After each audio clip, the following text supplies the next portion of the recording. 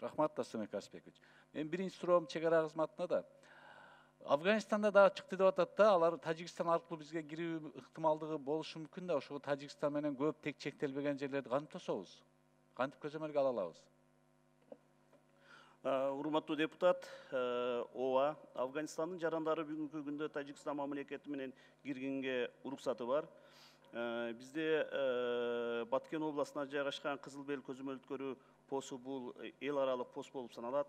Ошол Кызыл Бел көзөмөл өткөрүү постунан гана өтөт. Биз штаб чечим чыгарды, Афганистандагы киргизди, жанагы страны рискага. Biz сөзсүз түрдө Афганистандан келе жаткан жарандарды текшерип, медицина кызматкерлерин өткөрүп беребиз. Күчүңөр жетеби ошол границаны? Анткени такталбаган жерлер көп да. Силер көрбөгөн, баягы көзөмөлдөбөгөн жерин өтүп кетүү ыктымалдыгы кандай болот? Бул Тажикстан чегарасы боюнча жанагы чечилбеген жерлерден же болбосо көзөмөл өткөрүү жайында эмес жерлерден өткөргөнгө чегара заставалары турат. Ал боюнча биз сөзсүз түрдө буга көңүл буруп жатабыз.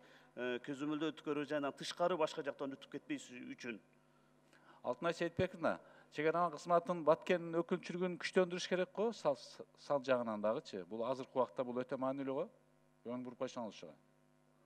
Экинчи маселе экономика министрлигине. Эми бизге азыр негизи бул жака көптөгөн өндүрүштүк ишканаларга Кытайдан товар келет болчу да, курулушка, башкага. Бунун зыяны кандай болот? Мисалы үчүн ошол эле спристер деле Кытайдан келет экен эле, кандай болот азыр эми жабылып калса, эч кандай машина кирбесе? Вообще жана айтып кеткендей, бизде жабылып калса, бир айда бир чыгым экономика 0,2% болот. Анан бул негизден баягы март-апрелден башталат деп ойлоп атабыз, өзүнүн терс таасирлерин тийгизгенге. Ошондон тышкары биз алдын ала башка альтернативдүү рыноктарды издеп атабыз да. Ошол эле ошо Индонезия, Индия, Пакистан, Өзбекстан, Түркменстан, ошо альтернативдүү рыноктор деп.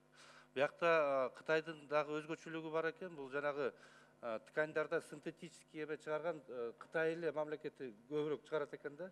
Башка Турцияда да андай аз экен технологияларчы. Анан ошого байланыштуу биз альтернативдүү нерселерди издеп атабыз. Азыр бизнес менен биз жума сайын жолугушуп атабыз. Рекомендациялар боюнча биз элчиликтерге кайрылып атабыз. Ошо рыноктардын фурнитура болобу, ткань болобу, синтетический материалдар болобу, ошонун альтернативдүү түрлөрүн бизге таап бергенге. Биздин кошуна мамлекеттер деле Кытайдан алып атпайбы? Баары эле Кытай көз каранды болуп атпайбы азыр? Өздөрүндө жок болсо, алар деле Кытайдан алып атса кандай болот буягы? Эми биз иш аракет жүргүзүп атабыз. Эми негизинен баягы өндүрүштүн дүйнөлүк өндүрүштүн 20% бул Кытай чыгарат экен.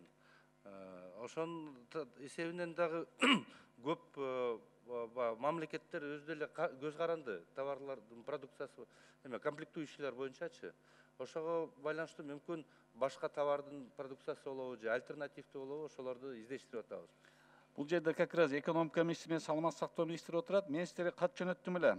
Мына Ошто, Кара Суу районунда Медимпекс ЖЧКсы боюнчачы булар шприц чыгарган жалгыз Кыргызстанда ишкана экен. Бирок ошонун аккредитациясын өткөзө албай атасыңар да. Бир аяка шылтоолоп, бияка шылтоолоп, эмне болду ошондугу? Шприц чыгарган Медимпекс боюнча. Мен экономика министрлигине кат жөнөткөм. Сиз айттыңыз, биз кыла албайбыз, аны кан куюучу орган кылыш керек, эмне кылыш керек деп. Өзүңөрдө кызыктар жок да, азыр эми керек да ушулар азыр. Абдувахап Мамарасулович, бул жерде ал Медимпекс компаниясы биз былтыр жанакы борбордоштугун тендерге атайын ушу биз жергиликтүү деп катыштырып, алар жакшы сумманы утуп алышкан. Жанакы сиз айтып аткан эмени мен өзүм көзөмөлдөйм. Биз жактан аккредитация же кандайдыр бир саламаттык сактоо болсо, аны чечип беребиз. Экономика министри жооп берип атат. Ал пирогендүүлүк жана уулануу көрсөткүчтөр боюнча аккредитилген сыноо лабораториялар бизде жок деп. Ошон үчүн биз буну кан борборунун сыноо лабораториясын бир жолу колдонуучу шприцтерди пирогендүүлүк көрсөткүчтөр боюнча сыноо жүргүзүүгө ыйгарым укук берүү каралууда дейт. Каралып бүттүбү, бүтпөдүбү Мухамбетов ушу боюнча? Сиздин кат келди ушундай каралып атат депчи. Бул келгенине канча болду? Декабрда 2019-жылы келиптир. Биз ооба мындай кат келген, биз ага убактылуу азыркы учурдагы ошол учурдагы маалыматты бергенбиз. Бул бизде аккредитацияланган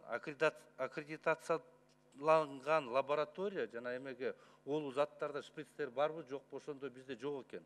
Ошонун альтернативдүү бир эмелерин табыш керек. Же баягы биздин коңшу мамлекеттерде болобу, ошолордун сертификаттары бизге шайкеш келтирилгендей кылыш керек да. Ким табат буну? Буну баягы чогуу ишкер менен чогуу издешибиз керек баягы. Канча жыл издейсиңер дагы? Мен азыр так айта албайм канча. Жок, буну чечиш керек да. Силер чечпесиңер эмне болуп турасыңар ал жерде анда? Силер эл багып атпайсыздар, эл нерсенин айлык алып турасыңар. Бир ишкер акча алып келип, инвестиция кылып, шприц чыгарган завод куртат Кыргызстан жалгыз. Ошонун маселесин чече албай турасыңар. Эмне керегиңер бар силердин анда? Эртең шприц 10 секунд. эртең Кытай жабылып атат, шприц түгөп калса, даяр бизде завод турат, ошону иштете албайсыңар. Ким күнөөдө болот буга? Алтынай Сейитбековна. Абдывахап Мамадрасулович, мен өзім ошол маселеге эметип сизге жооп берейинчи, өзүм көзөмөлгө алайын. Мен чын айтсам, бул маселе жөнүндө эмем жок экен, маалыматым. Макул, мен контролдойм өзүм.